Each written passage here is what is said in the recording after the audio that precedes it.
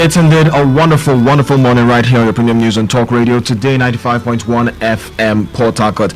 It's a strange voice you're hearing this morning because usually I'm not the one in the driver's seat, but I really had to do this today because Kingsley Welindawali would probably join us in the course of the show, but he asked me to fill in these long boots of his to deliver today's edition of Democracy in Action. Today, we will breathe, or to some people it might actually be a breath of fresh air, to some people it's exasperation, but we want to know exactly where you stand because finally the Federal Executive Council is fully constituted and the Nigerian people want to see action. That is what they've been crying for. They want the change mantra to become change in reality. However, it is important that we know the type of action that Nigerians are seeking. Is it the action in terms of service delivery or possibilities of reward for political support or any kind of support? How come the foreign minister is relegated when in other democracies he's indisputably the number one minister? Really, really, really shocking. Some deep questions are going to come out of today's edition of Democracy in Action. And with me in the studio, let me start from one of the great men, according to Ivy, last weekend, Boma Albert Ogwara. He will be here to lend his depth of wisdom to help us uncover the mysteries behind the way we act or the way we function as Nigerians. You're welcome. Good morning, listeners. All right. Pleasure to be here again. Okay, good to have you. And we also have Ross Alabo George. Thank you. It's good to be here. It's good to be here once again to discuss about our democracy. Now, looking at this, looking at the ministerial appointments, looking at the portfolios that have been attached to these men and women, can you say truly of a fact that this is a service delivery in view, or just another reward system? Well, as far as democracies are concerned, we need to get certain facts right. Democracy, yes, though contentious, is supposed to be the best form of government to deliver, public goods, because it's one form of government that is supposedly inclusive. When you have inclusiveness, then everybody ought to participate in it. When you have an exclusive government, and then you begin to have people, tearing the system apart and taking decisions of their own and confronting the state. Now, in terms of the constitution of the cabinet, for me, I think there should be a balance between politics and economics. I've always held the notion that there's too much politics in our political economy. It's neither here nor there, yes, but I would rather that economics drives, our political economy. It's like you holding the gun, and then the trigger, when you pull the trigger, is the politics of it. What you get at the end of the day is the outcome. Now, the president has constituted his cabinet. In his wisdom, the constitution gives him the latitude to appoint, but he must be seen to be, adhering to the principles, diversity, multicultural, so you must compensate.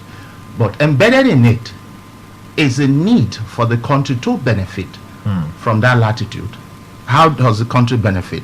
The president must appoint, at least within the confines of what is available, the best. And it needs to deploy these best persons to achieve the results. Leadership that gets results. That is what Daniel Coleman says. As a management scholar, I subscribe to that view. Okay. Ross, you have this smirk on your face. No, I wanted to chip in one of his favorite words, value-driven leadership. So, value-driven leadership. Thank you for reminding me. All right. Now, looking at this, or the long list of the cabinet, okay, cabinet members, could it be rightly said that we have a cabinet that is grounded on true principles of leadership, or like we are used to in Nigeria, positional leadership?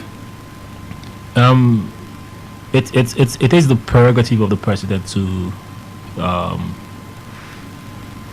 assign portfolios to ministers. Remember that before now, the governors had a role to play. Okay.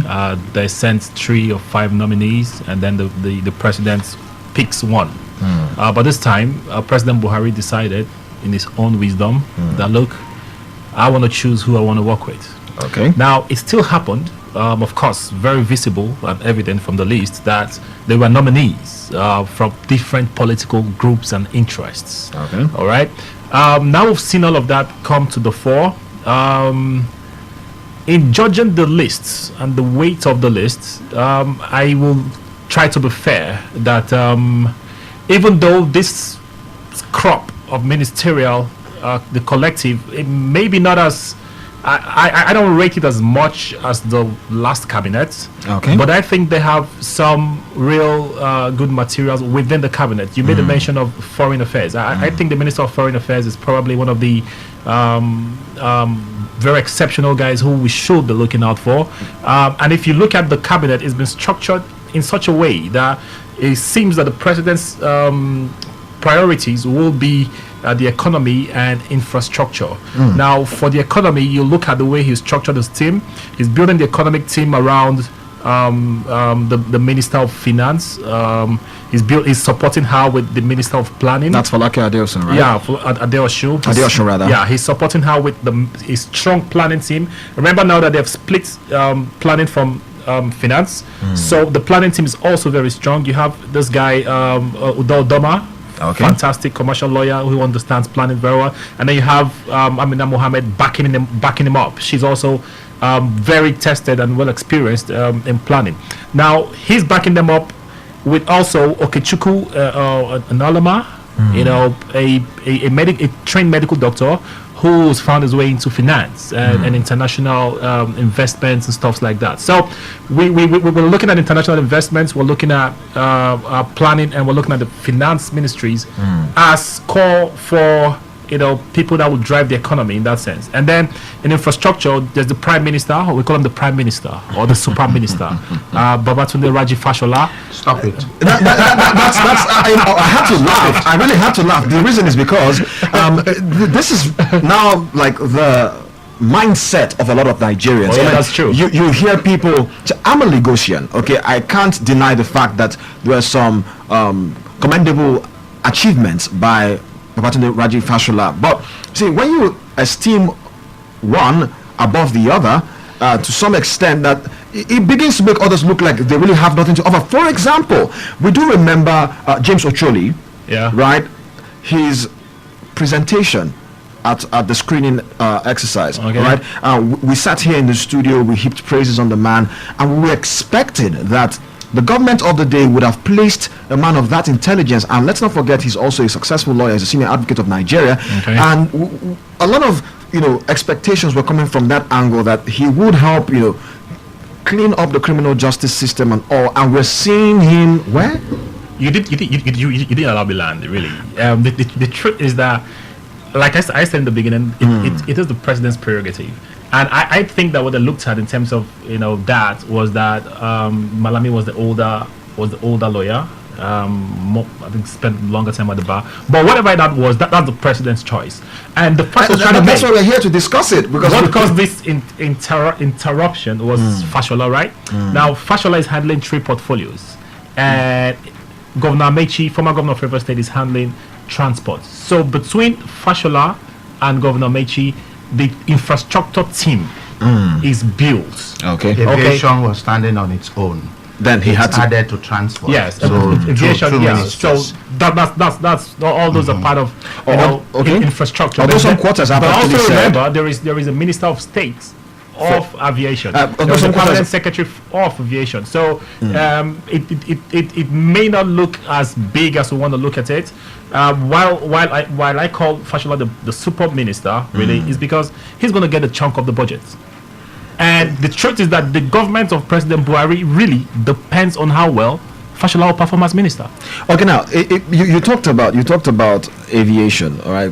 Thank you for addressing that. Okay, for clarifying that. But Nigeria for a long time happens to be one of the few countries in the world who have been keeping that office, the Minister of Aviation, all right. And we've also seen that since the Ministry of Aviation has been in existence, the Civil Aviation Authority has been dwindling, which should be the strongest arm. Okay, so when Buhari does or takes this kind of action, to some people like me, I think it's actually a fantastic move.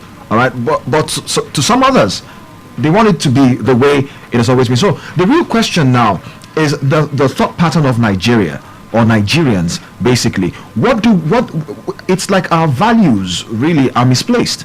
Okay, because when you look at, for example, what he's saying now, we're looking at the juiciness of Fashola's office, but should we be discussing juiciness? Shouldn't we be talking about the advancement of Nigeria? This is a point. Important. This is a point. Like I did make a comment sometime about the process and the outcome. That is in the area of management. Now, in politics, it's more of who has the power to distribute advantages. Now, we have been fed on this notion that anybody who goes to Abuja must come back with a pork. That is a concept. So for Fashola, is a super minister according to Ross. Prime Minister. Prime Minister. Yes. Alias. Alias. Now, is been given the portfolio, massive portfolio, to actually take the pork. Now, Nigerians are not thinking about the results. They are just thinking about the process. The process. And we need to get away from that notion. We need to get away from it, and we need to begin to think about getting results. Now, if you talk of the infrastructure, power, works, housing, these are deliverables. You need to pump in money into these areas. In return, like if you take aviation, for instance, aviation is a service, but you still need infrastructure to get the service. Now, Nigerians clamor for service. If you get to the airport, the airport, number one, is the gateway to the country. The MPA is a gateway to the country. It is facilitating service. Now, what about the quality of the service that these institutions are delivering? We're not bothered about that. Rather than that, we're thinking about the dollars, because most of these institutions generate dollars. And you keep these monies to yourself instead of it going into the federation account to generate more economic activities. Which is a simple and then principle you are not of even business. innovating. You are not innovating, and that is the critical point.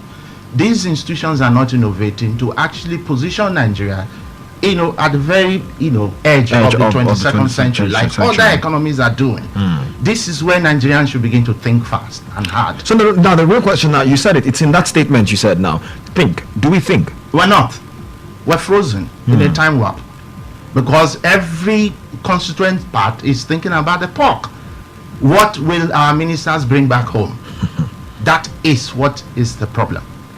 We need to get away from that notion, and I'm hoping that the president will drive the change and get us away from this thought process.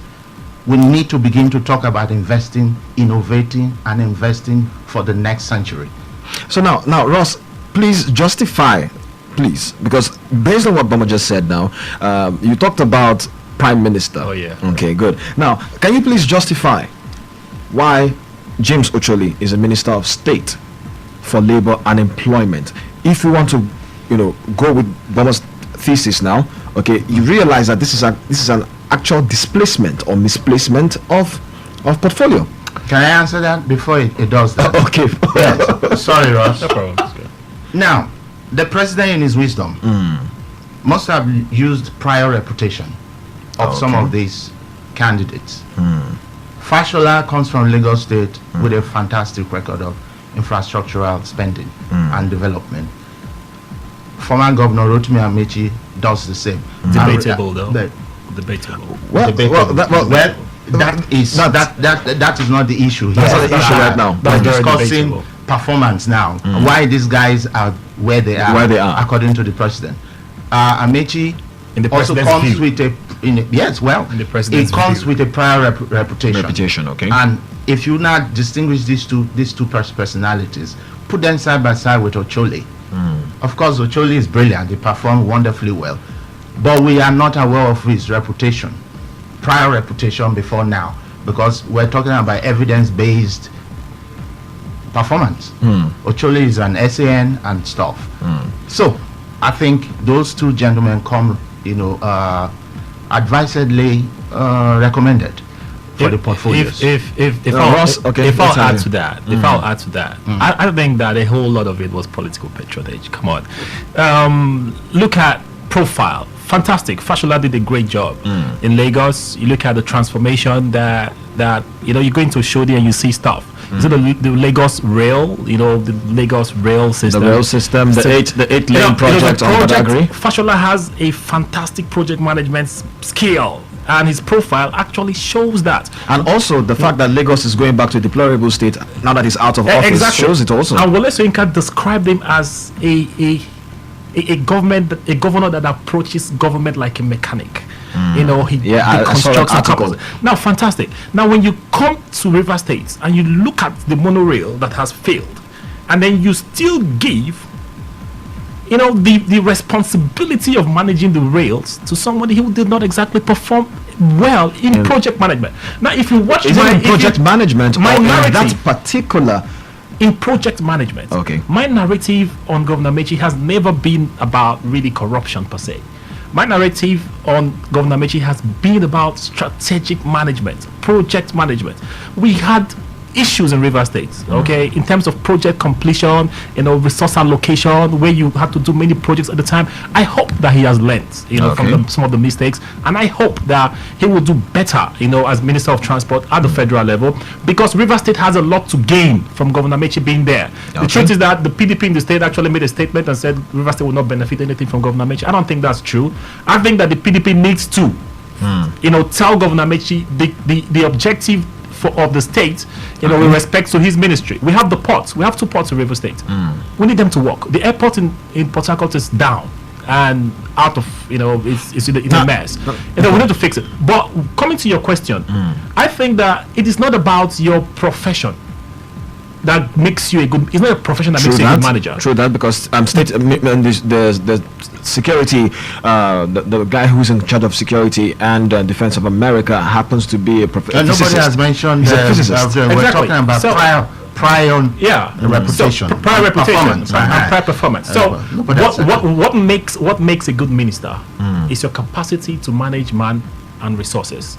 If you have good managerial ability, you know how to tap into the best technocrats. We can also add vision to that, because Bomas the fact that we fail to think. Vision is very key. Vision is very key, and vision really does not depend on profession. So that's the point I'm trying to make. So if you have a good manager who's been a successful manager of resources and people, he will definitely make a good minister. I was hoping that Fashola will be Minister of Health, seriously, because I've observed that medical doctors don't know how to manage the medical system for some reason. Maybe because they take their colleagues for granted. I think it's important to bring somebody from Are you linking this to the time he sacked over 50 doctors in Lagos state hospitals because they went on strike? No, absolutely no. Okay. Fashola is not an engineer. The last Minister of Health, last Minister of Works was an architect. And look at the Owerri Road. Architects are actually very good project managers. Now the road is Niger Delta. Okay, Niger Delta Ministry. Okay then. Now, in delivering that, I think the former Minister of Works actually did well. Okay. But I think they had challenges of budget challenges. It's funding. Funding. So in the end, it will depend. Just like you said, in the end, it depends on how much is available. Because even when you dream big and you have those big visions, it depends on how much is coming into the system. Okay, now Ross, looking at the people of Nigeria and how we have reacted to this. Okay, let's start with the first. I call them the number one people who have reacted and they've stated their own, or they've made their opinion known to the general public. That's the opposition party now, the PDP. All right, they have coming from their spokesman, who has always been in the news. He has expressed disappointment. Okay, in some, he talked about this cabinet being not well prioritized.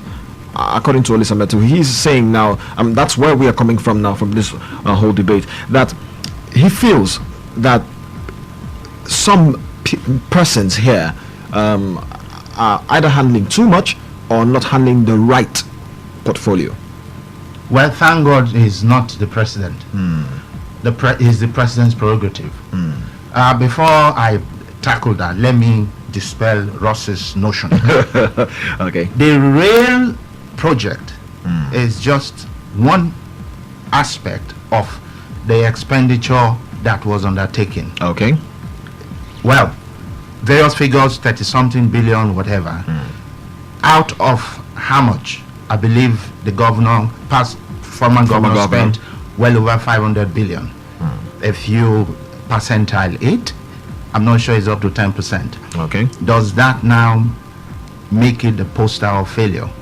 I hardly think so. There are several The problem we have here is this. Model It's primary either schools, model secondary schools. Yes, he may have made a mistake. He may have we all make mistakes. But your ability to realize that you made a mistake and say correct it is what makes you Fashola a manager. made a lot of them you also. make mistakes, but it is worse if you don't even make mistakes at all. But If you don't it's decide, important to understand it is that when you you make a work. It is when you work, and then you can really see whether what you're doing is even relevant or not to society.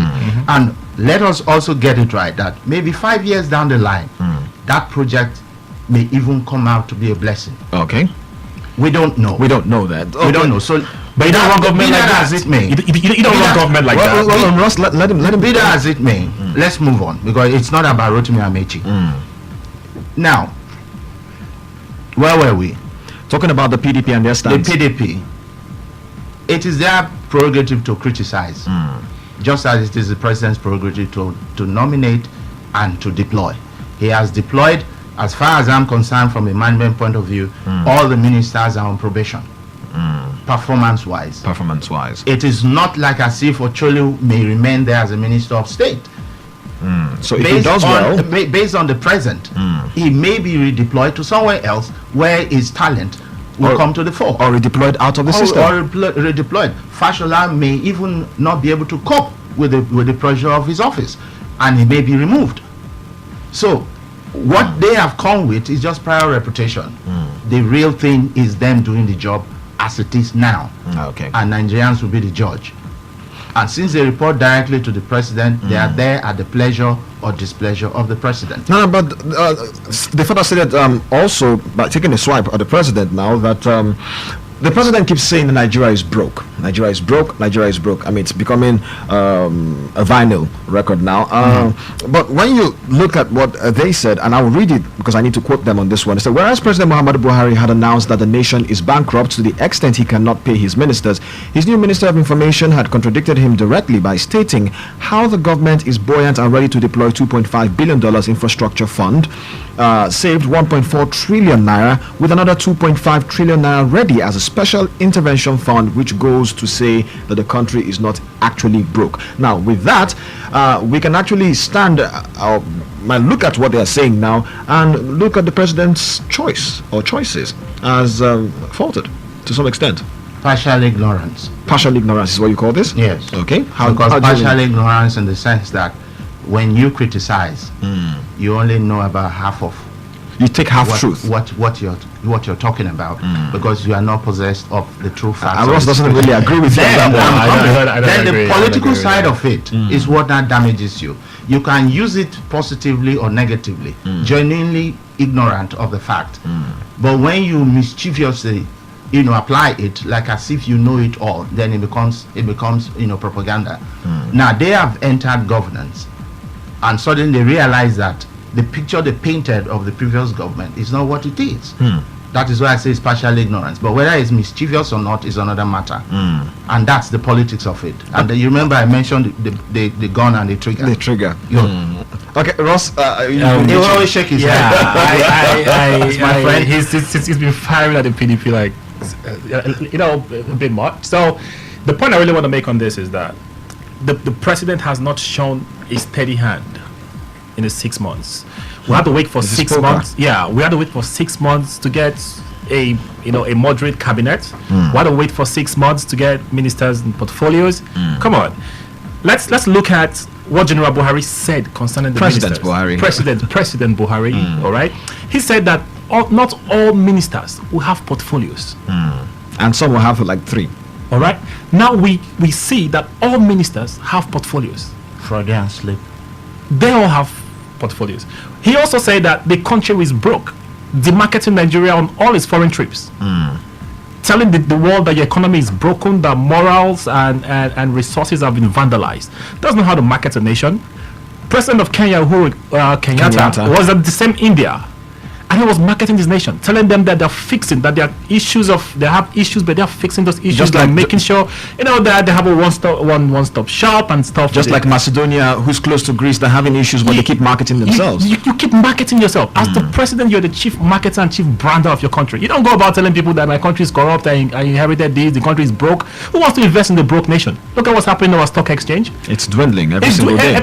People are losing jobs. The oil companies are sacking over 200,000. The banks have sacked over 80,000. In construction, we're losing over 120,000 jobs. MTN will soon be firing. Airtel is firing because the president is not showing consistency. It's not a steady hand. So tell us, not flip-flop. Don't tell us the borders are closed today. You are not importing rice tomorrow. You are importing rice. Can I use Boma's statement of partial ignorance on this one? I think that the PDP has been in government for 16 years. So the PDP understands government. And at the same more time, than the APC. At the same time, the people of Nigeria the APC threw them out of government. The APC, because of what he said, I love the word he used, that genuinely applying, and mischievously, spreading falsehood. Now the country is not broke. Mind you, President Jonathan's budget was 5 trillion, circa 5 trillion. Now, President Buhari is projecting an 8 trillion budget. Now, it doesn't mean because we have a shortfall, there is oil gluts and then the price of oil is down, that we are broke. That does not mean we're broke. If you read the Okonjo-Iweala's statement on being broke, she said once you have the resources, you're not broke. And you have the markets, and you have the capacity to even raise money from tax, you're not broke. Under President Obasanjo, the average oil price in 8 years under President Obasanjo was about $52. The average oil price. Okay, but so if you look at Ibe Kachukwu's statement, all right, he said, and I quote him now, that if the prices of crude fall within the range of $40 to $39.999, that Nigeria will stop exploration of crude because it's pointless. When you hear that from your Minister of State for Petroleum, you can actually say now that you talked about having the resources. So at that point, the resources really are not there anymore to explore because of the cost of production, the cost of lifting and producing that. So you can actually say now that the president probably is not wrong. He is very wrong. Scaremongering. He's really to very shock wrong. us out of our complacency. Listen, change management is basically about reordering your course, Okay. your direction, and the very first consequence of change is pain. See, my problem with this course is this: you have reduced the cabinet from 42. Prior to this time, we always had 42, which was a conception of the former regime. Okay. 36 plus 6 from the 6 geopolitical zones, Zones. just to take care of the boys. Now you don't have the money for that luxury, so it has been removed. Now, should you not be going down to the civil servants? But then I quite appreciate the socio-political implications of that, because the NLC will come up in arms. Definitely. But then if the private sector is retrenching because there is a contraction in the economy, the public sector should do likewise. And one of the ways, without raising any hackles, is going by attrition, management by attrition. Anybody that leaves, you do not replace, at least for now. You don't replace, and then you must retrench all your costs. You will remove all the wastes. That is the way to go. we don't need to go back in time So to begin will we be able to satisfy Nigerians who are harping on the promises made to them before the elections? 3 million jobs a year. I mean, because when you call for this, yes, it's campaigning. Ross will. No, I disagree. It's not campaigning. Excuse me, you will understand this. I don't know. Okay. For me, I'm just a professional in politics. You're a politician, so No, I'm not. you are not. I'm an analyst. Okay. all right then, we'll take your word for it. Okay. All right. And the issue is this: it's campaign. You need to do anything you need to do to get the votes, to win, get the power, and then. But that's wrong. But that's wrong manipulation. That's propaganda. Politics is amoral. You don't come and lie to the people that you supply Politics, 3,000 I'm jobs. afraid, 1 million amoral. houses. Just like war. War is amoral. Politics is amoral. Get the job done. Let's look at morality in politics. In politics, You don't okay, lie to the morality. people. You don't lie to the people. Let's look at Lee Kuan Yew now. He was quoted over and over again, especially during the campaigns. And let's go back in time and look at Lee Kuan Yew. He promised the people, all right, not too many things, okay, but let's put it this way: he underpromised and he overachieved with Exactly. Singapore. All right, but if Lee Kuan Yew had come out to say things and did not follow through, all the times that they had metal plates covering the presidential palace, they probably would have broken the whole thing The down. blood flowing through the Chinese in Singapore is not the one flowing through Nigerians. But the point is, No, but doesn't make it's not. It's the wrong thing You have wrong. been fed. You have been fed on a diet of high expectations.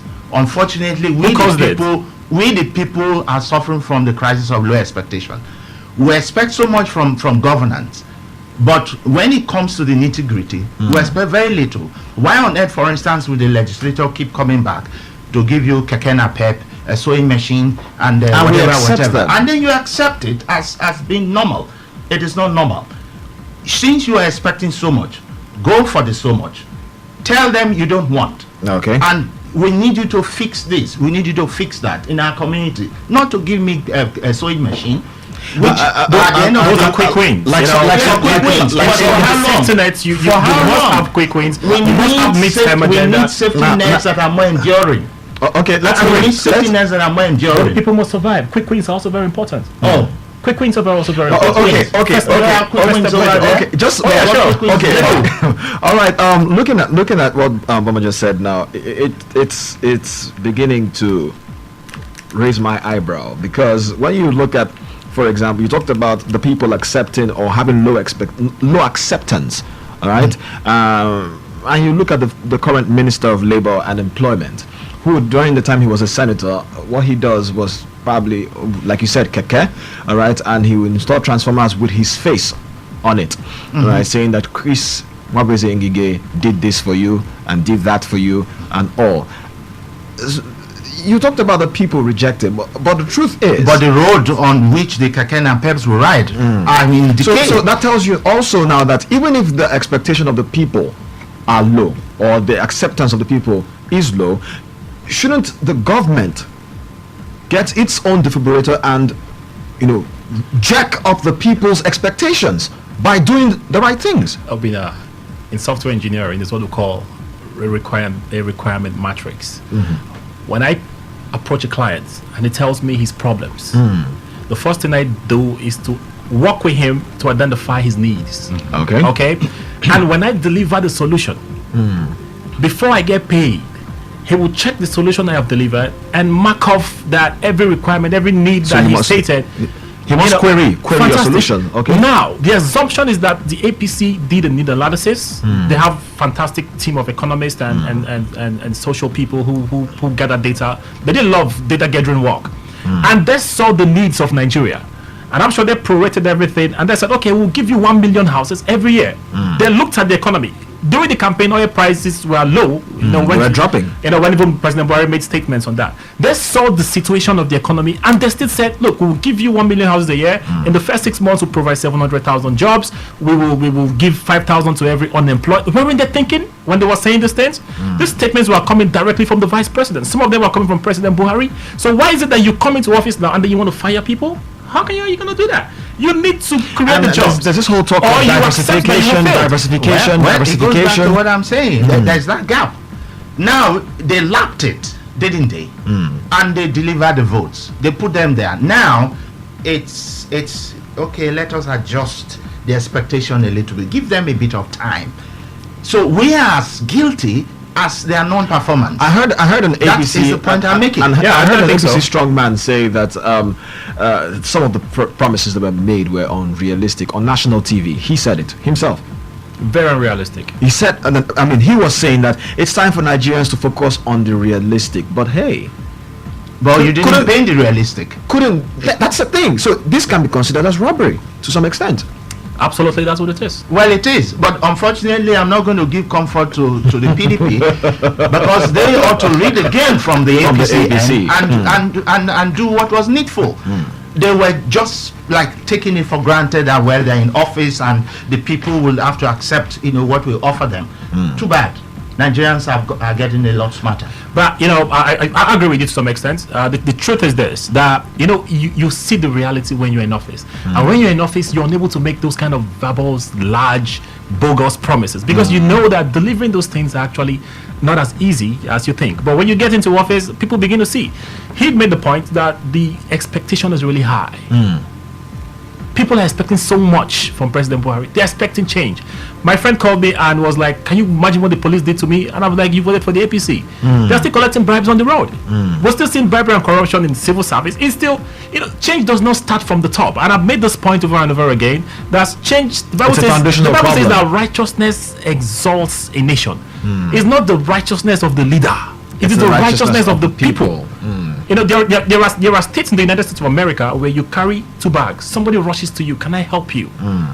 Do you understand? People give. It is a culture that we must. But unfortunately, in Nigeria, after the military rule, poverty, there's so much poverty in the land that the society is just broken. Where is President Buhari going to start from? When the governor or local government chairman, who is supposed to bring change and be the vehicle of change at the local level, is not in sync with what the president is doing. In other words, let me just use your own words now to coin this out. The people or the government, if the government first of all cannot even sit down with the opposition to agree on some things, not even all, some things, then they send the wrong message to the people that we just cannot agree on everything, or we can't even agree on anything, because we always talk about his thesis of sitting down first, coming from the Bible, The Jesus principle again. Yeah, but it's not working. But the truth is, how can we sit down when we've not even agreed on one thing, which is sitting down?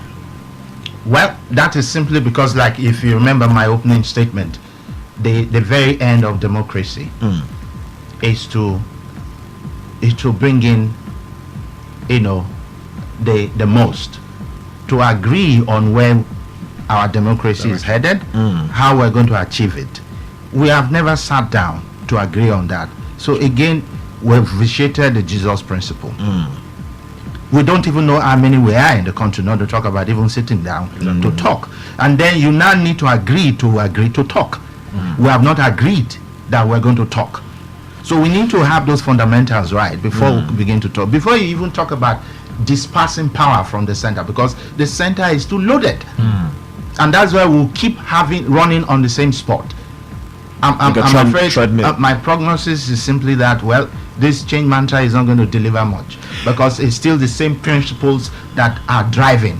And you don't do the same thing. You don't do the same thing and expect a different result. Exactly. I think that should be the final statement in the show. And before you sign off, I don't think it's going to be the final statement, because we're not going to be like the Nigerian government. We're going to have the people give us their own opinion on this particular matter. 0815-5951-951, 0817-0000-951, and 0810-9510-951 are the numbers to call this lovely morning to contribute right here on Democracy in Action. We have an SMS line which also doubles as a WhatsApp line, so you can maximize that particular number to reach us right here on the show on 0701-9339-962. Please do remember to turn down the volume on your radio when you want to call us, and indicate your name and your location when you're sending in your messages. Hello, good morning. Hello, good day, sir. Good day. What's your name and where are you calling from? I am Daniel calling from Eche. Daniel from Eche, you're welcome. Yes. I want to quickly say that we Nigerians, we expect that the church programs you run in this thing will help us. But today, I cannot go home with anything in this program. The boy is very bad. we are there just to criticize, and maybe we take sides. Okay. All the way. We're not here to criticize. We're here to look at the issues and try to fleshing them out so that you, as a caller, can make calculated and constructive contributions. Yeah, that is what I'm telling you. Today, this program will have not changed anything. There is nothing we can contribute. Well, you can actually speak for yourself and not for every other person. All right. Hello. Good morning. Hello. Good morning. Yes. Good morning. Name and location, please. Hello. Okay, please do call us back. Solo from Abwa sent us this message, and it says that if ex-governor Amechi succeeds as a minister, then Amechi hates Rivers. Okay, I really don't get your message. Or please, you can try to send it again, Solo from Abwa, so that we can understand where you're coming from. It's not so clear. Hello. Hello. Yes. Good morning. Name and location, please. God's time, you're welcome. Let's hear you, please. Yes, sir. So you people are doing the right thing there, my brother. You know that you people are the eyes of the masses. Because when we hear from you people like that, we'll be very happy. So what do you have to contribute to this? What I have to contribute about this government is the right thing we need. We are happy over this government. We need change, and we are seeing the change.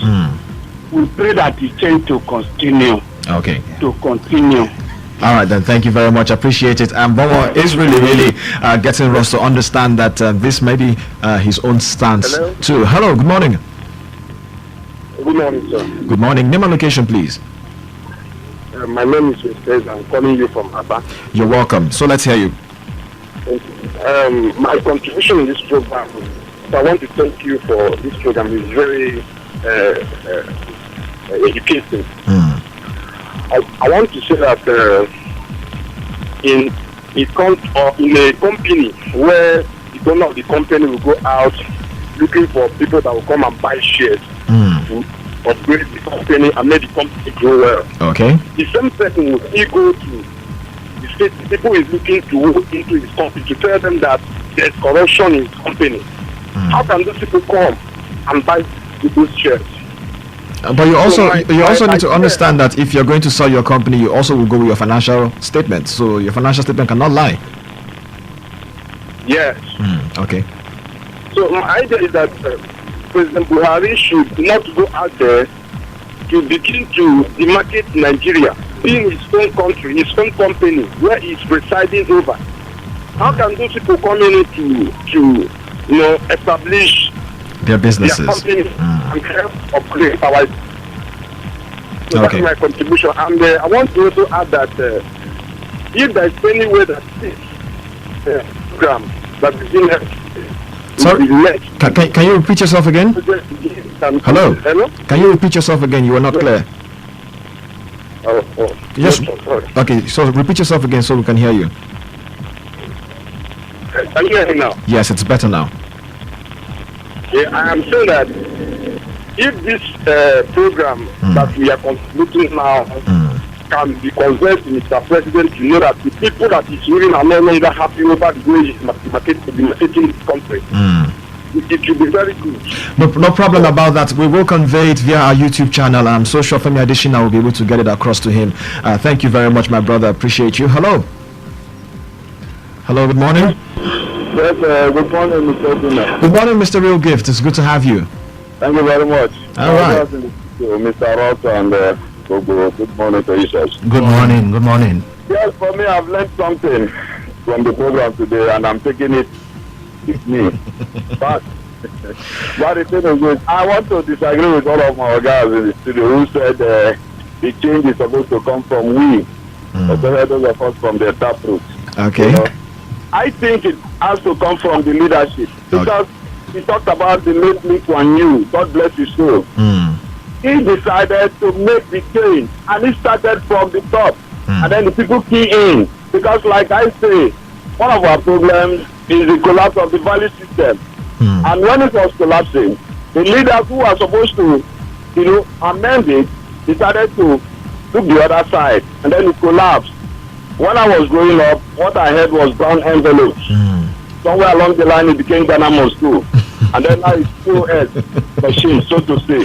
Okay. So for me, I believe the leadership is set the stage, just like the president today, when he was the head of state in 1983. He introduced the White Brigade. You saw that he gave people reason to believe what he was saying. And then you had no choice but to kill him. Because, you know, okay, well, some people really have criticized the White Brigade, saying that you can't force a horse to drink water when you force the horse to the stream. But during those days, people were forced to drink water because if I am walking on the road and I want to It's a win, democracy. definitely, I have to look for convenience. I have to plead with people to win because I know the consequence. I'm not saying it should be introduced now. What I mean is this: the head should, give us the direction, and then stick to that direction, and then we will key in. And briefly, please, before I drop, on the issue of the marketization of Nigeria by the president, I want to quote the late Mr. Churchill, quote and unquote. He said, "Diplomacy is the art of or ability of telling people or a person to go to hell in such a way that the person will ask you for direction." Diplomacy is the watchword. Thank you very much. Thank you very much, Mr. Nice. And I'm going to throw this question to you because it's coming via SMS. Kanu from PH says, good morning. One of your guests says that PDP understands politics, and you struck a nerve there. He says, what an unfair statement to Nigerians that the party mismanaged our resources for 16 years and the party just 6 months in office is being said to have failed in filling its campaign promises. Ross. That is debatable also.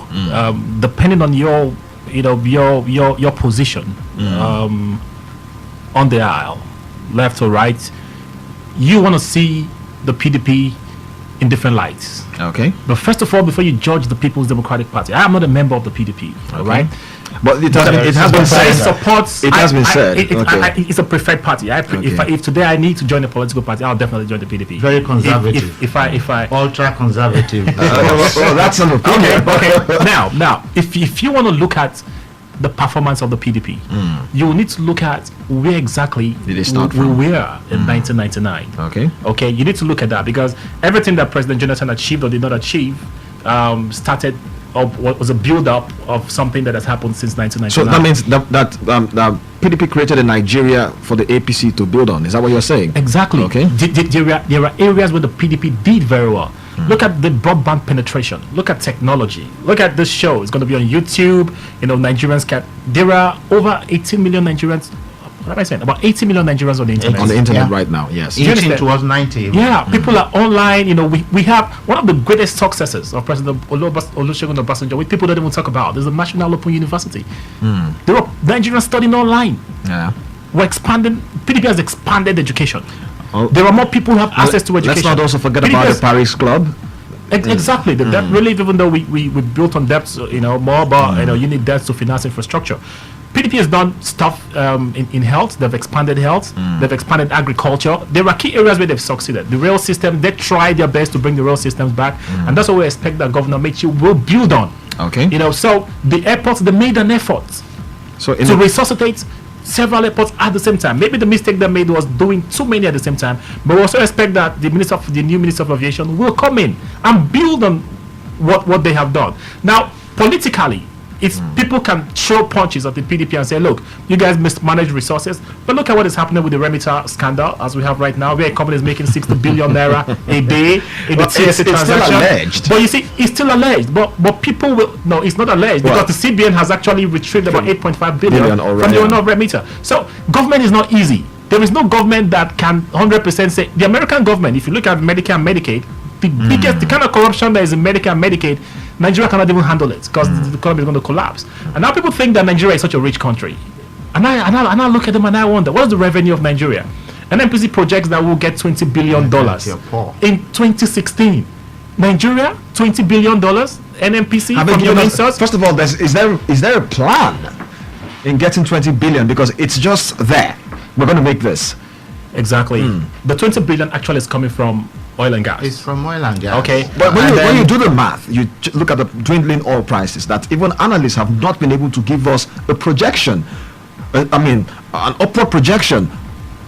we're wondering, where's Ibe Kachuku and his team getting all of these facts from? Is that they're on top of it. They have their data. Because if you take the international and use data, global benchmark. and use global your benchmark, own okay. benchmark, and that's where the Saudis have been okay. It's just that they are likely to implode in 5 years from now, from the analysis that I read somewhere. If they go by the $100 and something billion withdrawal from their sovereign wealth fund, and we have not actually been good at scenario planning. Okay. That's our problem. The medium term stuff, 3 years medium term thing that you normally budget, it's just basically an accounting thing. Okay. It's not dealing with all the other Factors issues and issues, that should come in. So that's where we are. We've been talking about diversification of the economy over the last 10-15 years, but there's nothing concrete on the ground. There's nothing, and that's why we're in this mess. I think the past governments actually tried to actually raise non-oil exports and non-oil revenue from about 400 million to from about 200 million US dollars to about almost 2 billion. Yeah, what's the component of 2 billion? What's the component? Is it export driven? Is it where? Exports. Because even in your Exports. tax, fine, you moved your tax collection from Over $1 billion. Over $1 billion. 1%. I mean, we're talking of Percentages now. as a component of your GDP. It's just about 4%, whereas comparator economies are in the region of 18%. So what it then tells us is that we're not even doing well in terms of tax collection. But for you to collect tax, the people must be empowered. So the tax collection is a direct reflection No. of the employment What we're saying opportunities is that are even available. the existing ones are not being well collected. Okay. Before now- we start talking about Okay, let me just take. contraction. I get that. Solo from Abba has gotten his message back, and he says that if ex-governor Amechi succeeds as a minister, then Amechi hates Rivers people for wasting huge sums of money on the monorail. Levels from Abua says that the APC has started derailing or denying the fact that they promised to pay us 5,000 naira. Hope Amechi will fix the roads for the common man that can't avoid the air fees, because airport talk no concern poor man, according to him. All right, I would like for you guys to give us your final. Let me start with you, Bomo. Looking at the cabinet. Yes, the cabinet, within the constraints we have, is a cabinet that should do things, but I would want them to do things differently within the constraints that they have. But for me, I'm not expecting much, but it's going to be more of the same, because when you don't change anything, you don't change nothing. Tony Robbins says that. So you must do something exceptionally, and that's the only way Nigeria can actually weather the storm. But I'm not going to expect much. All right, Ross. Well, the president has spoken, and the buck stops at the stable. Okay. And so this is not a time for us to bicker over what the president has done. I think it's time for the PDP and the APC to come together, just like you said, across aisle, work together in the Senate and at all levels to see how well they can move this country Some don't even see forward. it. I mean, now, the first way I think that change is even possible, just like the same or they say around Nigeria, better soup na money killer. So Nigeria cannot move an inch without increasing our revenue. So how do we think out of the box, just like you said, to diversify your economy and improve our revenue base?